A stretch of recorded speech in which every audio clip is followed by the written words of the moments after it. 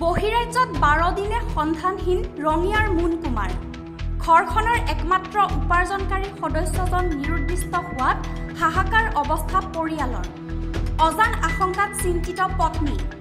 2 বছৰীয়া মুখবধিৰ সন্তানৰ সৈতে পত্নীৰ কাতৰ আহ্বান, স্বামীক সুস্থ শৰীৰে ঘূৰাই আনিব লাগে।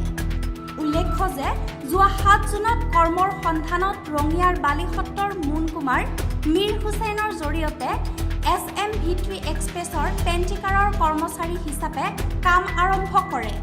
ঘটনাটো মানে আমাৰ ইয়াৰ পৰাই তেখেতে মুন কুমাৰে আজি 7 তাৰিখে গৈছিলে ইয়াৰ পৰা কামৰ ক্ষেত্ৰত বহিৰাজ্যত গৈছিলে কাম কৰিম বুলি, ট্ৰেইনত টিকাৰত কাম কৰিম বুলি।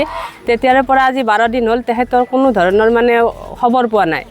4 দিনৰ মূৰত তেখেতৰ ঘৰত আহি ৱাইফক কৈছিলে যে বোলে তেখেত নাই, মেনেজাৰৰ লগত কিবা গণ্ডগোল লাগি আধা ৰাস্তাত তেখেতক নুমাই দিছে ষ্টেচনত।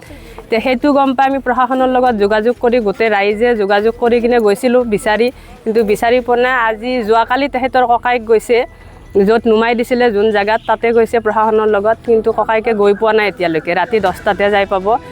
গৈ পালে মানে আমি খবৰটো পাম আৰু তেখেত সঁচাকৈ আছে নে কি হৈছে, কি হোৱা নাই সেইটো খবৰ লাগে আৰু আমাক তেখেতক সুশৰীৰে ঘূৰাই লাগে। এই ৰেলখনত 9 জুনৰ পুৱতি নিশা মুন কুমাৰৰ সৈতে পেণ্টিকাৰৰ মেনেজাৰ পিণ্টু বিশ্বাসে কাজিয়াত লিপ্ত হয়। তাৰ পিছতে মেনেজাৰ পিণ্টু বিশ্বাসৰ লগতে পেণ্টিকাৰৰ কৰ্মচাৰী বিনয় শৰ্মা ওৰফে পণ্ডিত আৰু কোচবিহাৰৰ ৰাজু শ্বাহে মুনক মাৰপিট কৰে। তেতিয়াৰ পৰা ৰহস্যজনকভাৱে মুন অন্ধ্ৰপ্ৰদেশত নিৰুদ্দিষ্ট হৈ পৰে। মুন কুমাৰৰ নিৰুদ্দেশৰ ঘটনাৰ সৈতে জড়িত থকাৰ সন্দেহত ইতিমধ্যে আৰক্ষীয়ে 5 জনক গ্ৰেপ্তাৰ কৰে। গ্ৰেপ্তাৰ কৰা যুৱককেইজন হৈছে পেণ্টিকাৰৰ প্ৰবন্ধক পিণ্টু বিশ্বাস, উত্তৰ প্ৰদেশৰ অযোধ্যাৰ কৰ্মচাৰী বিনয় শৰ্মা ওৰফে পণ্ডিত, ৰঙিয়াৰ মীৰ হুছেইন, তৌফিকুল হক আৰু আকৰাম আলী।